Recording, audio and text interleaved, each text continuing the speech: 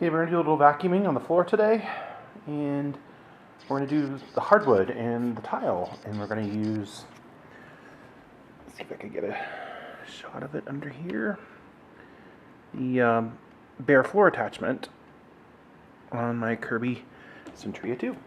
So here we go.